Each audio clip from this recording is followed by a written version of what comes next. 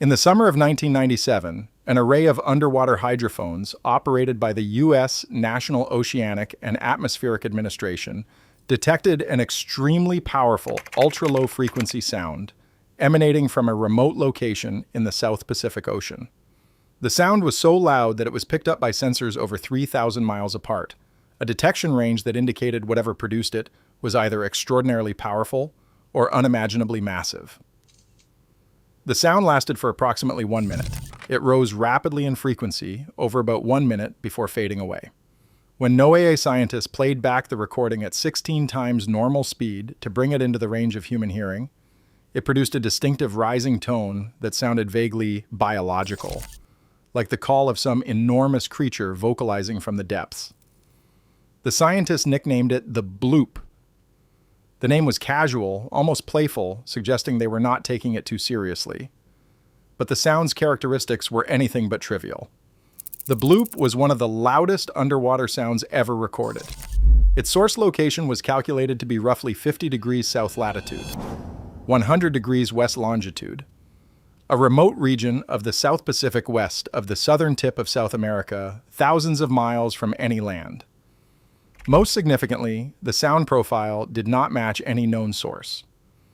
It was not consistent with underwater earthquakes or volcanic activity. It was not similar to known submarine or ship-generated sounds.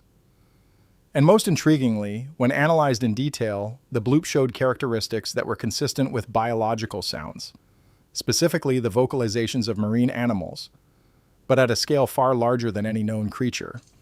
For years, the Bloop remained an unexplained mystery.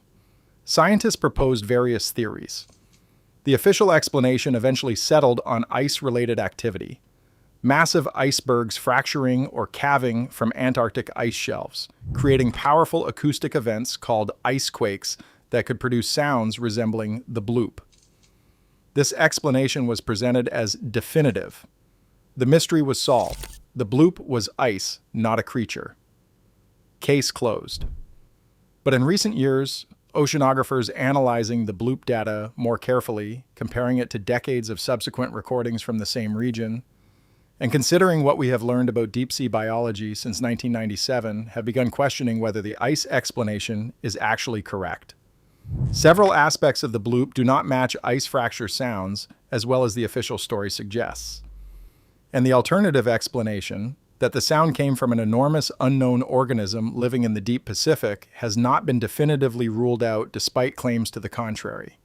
This is what scientists have discovered about the Bloop since 1997, why the ice explanation may not be as certain as we have been told, and why what might actually be living at the bottom of the Pacific is far more terrifying than anyone wants to acknowledge. The Bloop was detected by the Equatorial Pacific Ocean Autonomous Hydrophone Array, a network of underwater listening devices deployed by the National Oceanic and Atmospheric Administration to monitor ocean sounds. The hydrophone network was originally installed during the Cold War to track Soviet submarines, but it was later repurposed for scientific research, including monitoring underwater volcanic activity, seismic events, and whale vocalizations. The array's sensors were extraordinarily sensitive, capable of detecting sounds across vast distances by monitoring low-frequency acoustic waves that travel efficiently through ocean water. The fact that the Bloop was detected by multiple sensors separated by thousands of miles immediately indicated it was an exceptionally powerful acoustic event. When scientists analyzed the Bloop recording, several characteristics stood out. The sound frequency rose rapidly from about 16 Hz to 25 Hz over the course of approximately 1 minute. This rising frequency profile is characteristic of biological vocalizations, where animals modulate their calls by changing muscle tension in vocal organs or by releasing air from swim bladders. The sound's amplitude indicated enormous power. Calculations based on the detection range suggested that whatever produced the Bloop was generating acoustic energy far exceeding any known biological source. The loudest known animal vocalizations come from blue whales, whose calls can reach 188 decibels and be detected hundreds of miles away. The Bloop appeared to be significantly louder and was detected over far greater distances. Most intriguingly, when the Bloop was sped up and analyzed for spectral characteristics, It showed harmonic structure, multiple frequency components, at mathematical relationships to each other. That is typical of biological sounds produced by resonating body cavities or vocal organs. Purely mechanical or geological sounds typically do not show this kind of harmonic complexity. The source location calculation pointed to a specific region of the South Pacific in the vicinity of 50 degrees south, 100 degrees west, a remote area of deep ocean far from any land masses, shipping lanes, or human activity. The region includes some of the deepest parts of the Pacific Ocean, with seafloor depths exceeding 13,000 feet in areas, and complex underwater topography, including seamounts, trenches, and abyssal plains. This is exactly the kind of environment that could theoretically harbor large unknown species, remote, deep, unexplored, and far from human observation. The theory that the bloop was produced by a giant unknown creature was not just internet speculation or fringe pseudoscience. Several marine biologists and acousticians initially considered it a biological possibility based on the sound's characteristics. The rising frequency profile matched the vocalization patterns of marine mammals. Whales, dolphins, and seals all produce sounds where frequency changes over time as part of their communication. The bloop's 1-minute duration and frequency sweep looked broadly similar to whale calls, just vastly more powerful. The harmonic structure suggested a biological source with resonating cavities. When animals vocalize, sound waves resonate in their body, cavities, lungs, air sacs, and nasal passages, creating harmonic overtones. The bloop showed evidence of this kind of harmonic resonance. The power of the sound was the biggest puzzle. If the bloop was biological, the creature producing it would need to be enormous, far larger than a blue whale. But the ocean's history of surprising discoveries of giant creatures made this seem at least plausible. The giant squid was considered mythical until the first specimens were recovered in the 1800s. The colossal squid, even larger, was not scientifically documented until the 1980s.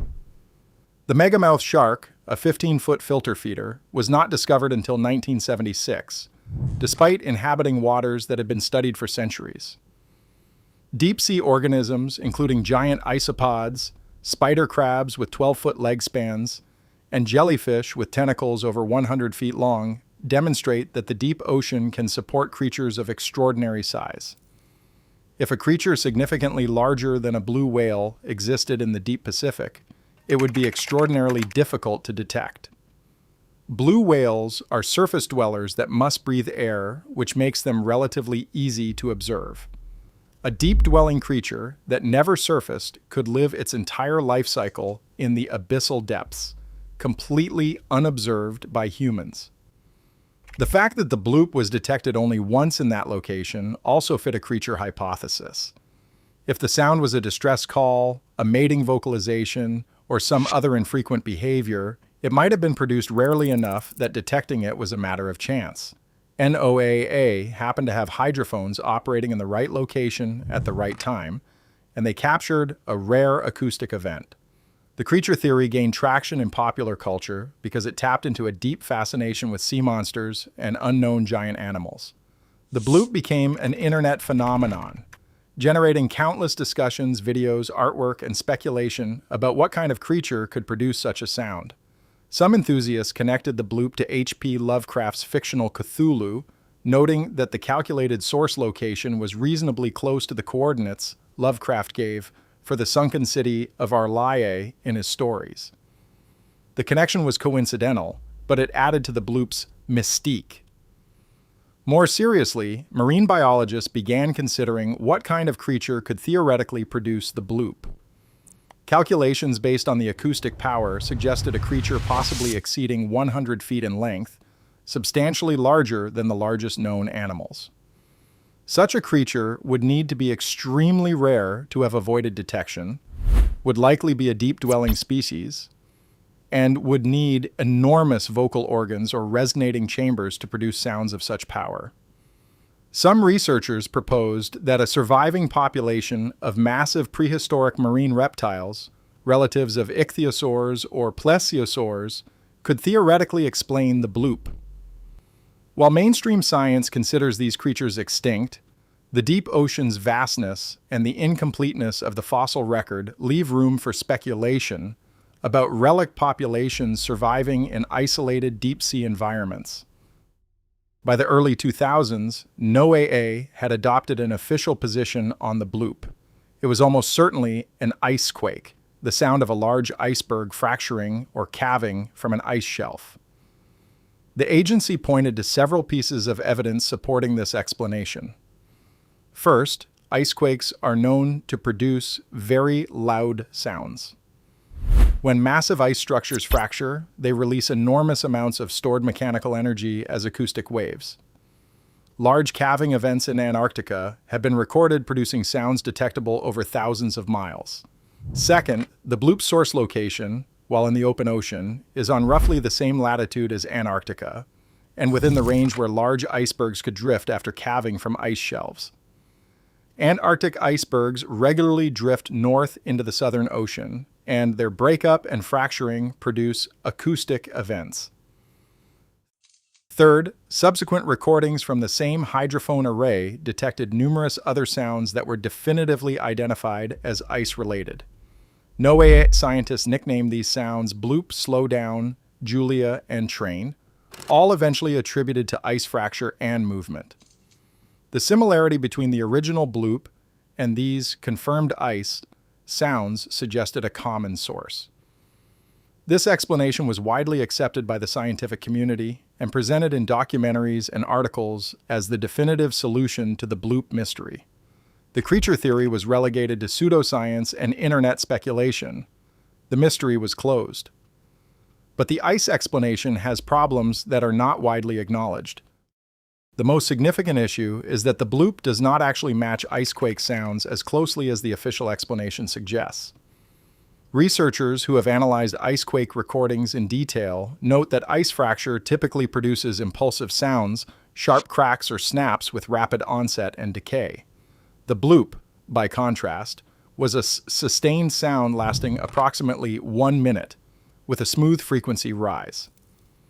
When actual icequake recordings are compared side by side with the bloop, the differences are apparent.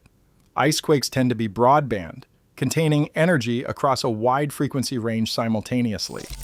The bloop showed a narrower frequency range with clear harmonic structure, more consistent with a resonating source than a fracturing solid. Additionally, the bloop's source location is problematic for the ice explanation. While icebergs do drift into the region where the bloop was detected, there is no evidence that a major iceberg was present at that specific location during the summer of 1997 when the bloop was recorded. Satellite monitoring of Antarctic ice and iceberg tracking databases do not show a large iceberg in the vicinity of 50 degrees south, 100 degrees west during that time period. The National Oceanic and Atmospheric Administration has never identified which specific ice event produced the bloop. They said it was likely an icequake, but they did not point to a specific calving event, fracture episode, or iceberg movement that matches the time, location, and characteristics of the sound.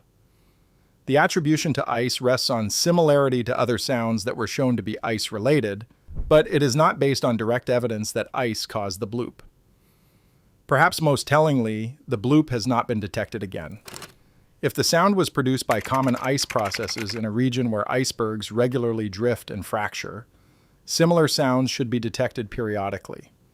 But in the more than 25 years since the original bloop, no comparable sound has been recorded from that location, despite continuous hydrophone monitoring. This one-time detection is more consistent with a rare biological event, a creature producing an unusual vocalization that was captured by chance, than with an ongoing ice process that should generate similar sounds repeatedly. Several marine biologists who reviewed the bloop data remain unconvinced by the ice explanation. While they accept that ice is a plausible source, they say the biological hypothesis has not been definitively ruled out.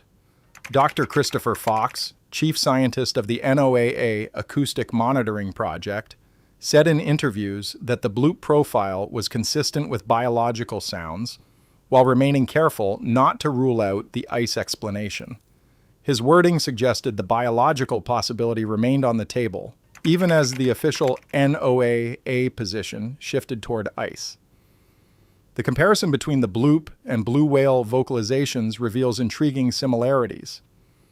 Blue whales produce extremely low frequency calls in the 15 to 20 Hz range, which is exactly the frequency range of the bloop. The frequency modulation patterns, how the frequency changes over time, show similar rising profiles. The harmonic structure is comparable. The only major difference is power. The bloop was vastly more powerful than blue whale calls. That difference could be explained if the source was a creature substantially larger than a blue whale. Blue whales can reach lengths of 100 feet and weights exceeding 200 tons, and they are the largest known animals to have existed.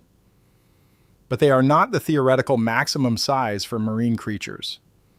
Calculations based on the physical constraints of supporting massive bodies in water suggest marine organisms could theoretically reach sizes significantly larger than blue whales before encountering fundamental biological limits. A creature 150 to 200 feet long and proportionally more massive than a blue whale would have the body volume and resonating cavities to potentially produce sounds as powerful as the bloop. Such a creature would be extraordinarily rare because the ocean could not support large populations of animals that size. But a small relic population surviving in the deep Pacific is not physically impossible. The deep Pacific Ocean remains one of the least explored regions on Earth. More than 80% of the ocean has never been mapped in detail. Less than 5% has been directly observed by humans or cameras. The region where the bloop was detected is especially poorly studied, remote from shipping lanes, far from research stations, and at depths that make exploration extremely difficult and expensive. The discovery rate for new large marine species has not stopped. In the past 2 decades, researchers have identified new species of beaked whales, previously unknown populations of large sharks, and deep sea fish of remarkable size. Each discovery shows how much remains unknown about ocean biodiversity. Most significantly, several documented species have acoustic capabilities that were not suspected until recent recordings captured their vocalizations.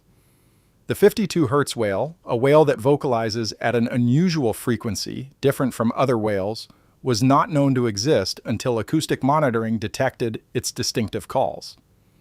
If one whale with unusual vocal characteristics evaded detection, could there be others? The deep ocean environment could support very large organisms. Food resources exist in the form of deep-sea fish, squid, and the organic material that sinks from surface waters. Deep-sea gigantism, the tendency for some species to grow larger at depth than their shallow water relatives, is well documented. The absence of surface observation does not mean absence of life. Some researchers have proposed that the bloop could have been produced by a giant deep-sea squid, possibly a colossal squid even larger than the largest specimens documented, or a related species not yet scientifically described. Squid can produce sounds through various mechanisms, including cavitation and muscle contractions, though their acoustic capabilities are still poorly understood. Others have suggested large, deep-dwelling sharks as possible sources. The megamouth shark, discovered in 1976, demonstrated that large filter-feeding sharks could live their entire lives in deep water without being detected for millennia. Could a related species, even larger and even more elusive, exist? The most speculative but not entirely dismissible hypothesis involves relict populations of marine reptiles. While ichthyosaurs, plesiosaurs, and mosasaurs are considered extinct based on the fossil record, the deep ocean's vastness and the incompleteness of deep-sea fossil sampling leave open the possibility that small populations could survive undetected in isolated deep-sea environments. These creatures would not need to be common. A population of perhaps hundreds or even dozens of individuals distributed across the vast Pacific could avoid detection indefinitely if they rarely surfaced and spent most of their time in the deep ocean beyond the reach of human observation. The bloop's fame in popular culture has kept the mystery alive despite the official ice explanation. The sound has appeared in documentaries, inspired artwork and fiction, and maintains a presence in discussions of ocean mysteries and unexplained phenomena. This persistence reflects something deeper than a simple refusal to accept scientific explanations. It represents genuine awareness that Earth's oceans remain frontier territory, vast, dangerous, and incompletely understood. The appeal of the bloop is not just about wanting to believe in sea monsters. It is about recognizing that the oceans could still harbor discoveries as significant as anything in human history. Every major ocean expedition discovers new species. Deep sea exploration regularly encounters organisms unlike anything previously known. The assumption that we have already discovered all the large creatures in the ocean is almost certainly wrong, based on historical discovery rates and the vast areas that remain unexplored. So what's the truth about the bloop? Is it ice? Is it a creature? The honest answer is that we don't know with certainty. The ice explanation is plausible, and it has support from NOAA scientists who studied the hydrophone data extensively. Icy fracture can produce powerful sounds, and the bloop occurred in a region where icebergs are present. But the ice explanation is not proven. No specific ice event has been identified as the bloop source. The sound characteristics do not match icequakes as perfectly as claimed, and the one-time detection is more consistent with a rare biological event than with an ongoing ice process. The creature explanation remains possible. The bloop's characteristics are consistent with biological vocalization from an extremely large source. The deep Pacific could support rare giant organisms. Our knowledge of deep-sea biology is insufficient to rule out creatures capable of producing such sounds. The most disturbing possibility is that the bloop was exactly what it sounded like, the vocalization of an enormous creature living in the deep Pacific, calling into the darkness for reasons we cannot understand.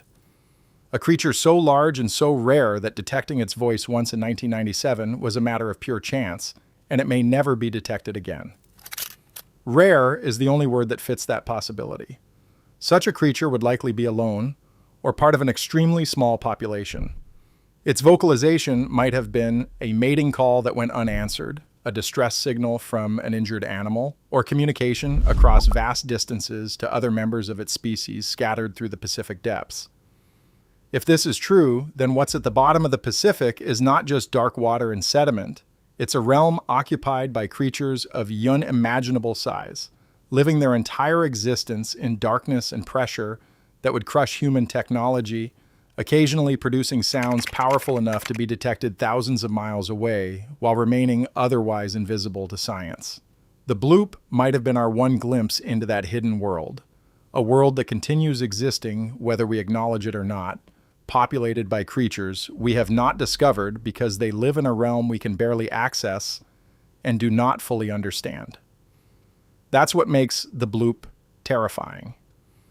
Not that we heard an unexplained sound, but that the most plausible biological explanation involves a creature so massive and so elusive that science cannot confirm or deny its existence. And the absence of additional bloop detections does not prove the creature does not exist. It might just prove how rare, how deep, and how removed from human observation such creatures truly are. The Pacific Ocean covers over 63 million square miles and reaches depths exceeding 36,000 feet. In that vast dark expanse, there is room for creatures we have never imagined, living lives we cannot observe, occasionally producing sounds we detect but cannot explain. The bloop mystery is solved only if you accept ice as the answer without demanding proof. For those willing to acknowledge how little we actually know about the deep ocean, the mystery remains open. And what that mystery might conceal at the bottom of the Pacific is more terrifying than any official explanation wants to admit. The ocean keeps its secrets. Sometimes, just sometimes, those secrets call out into the darkness, producing sounds powerful enough to reach our sensors, but leaving us with nothing but questions and the disturbing awareness that we share this planet with things we do not understand and may never see. That's what the bloop really is. Not a solved mystery, but a reminder that Earth still has frontiers, still holds unknowns, and still might harbor creatures that would redefine our understanding of biology if we ever encountered them directly. The ice explanation asks us to accept that we understand the ocean well enough to rule out the unknown. The creature explanation asks us to accept that we do not. Which explanation you accept reveals whether you believe human knowledge is nearly complete, or whether you acknowledge how vast the unknown remains. The bloop was detected once in 1997 from a remote region of the deep Pacific. It might have been ice, but it might have been something far stranger. We may never know for certain. That uncertainty is what makes the bloop genuinely terrifying.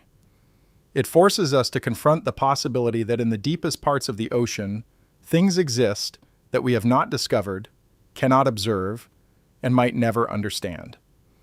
They are calling out into the darkness, waiting for answers we cannot provide.